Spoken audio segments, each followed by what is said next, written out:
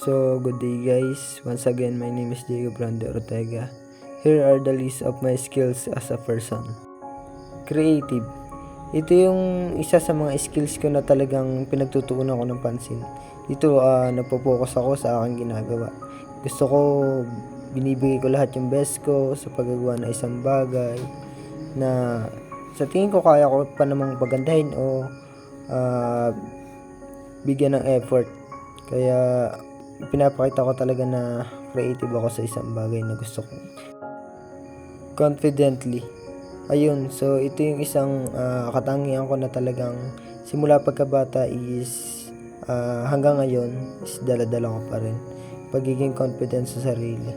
So lahat ng mga ginagawa ko is pinaninindigan ko talaga. Pinapakita ko talaga na kaya ko at binibigay ko lahat ng best ko as a person. And responsible, hindi lamang sa mga bagay, maging sa mga taong sobra yung halaga sa akin. And respectful also, siguro dahil pinalaki ako ng mga magulang ko na may respeto sa mga nakakatanda. As a person, itong mga skills na ito is talagang napaka-importante para sa akin. Although lahat ito ay importante, ngunit nung ako ay bata pa, meron talagang sobrang nahihirapan ako, which is pagdedesisyon. Siguro dahil bata pa nga ako, nahihirapan ako mag-decide. Kinakailangan ko pa mag-consult sa mga parents para sa ganun is malaman ko na tama ba yung aking desisyon, which is kung ito ay makakabuti o makakasama sa akin. And so ngayong college na ako, mas unti-unti kong nauunawaan lahat, mas mabilis na ako nakakapag-decide, and hindi na humingi ng tulong sa aking parents.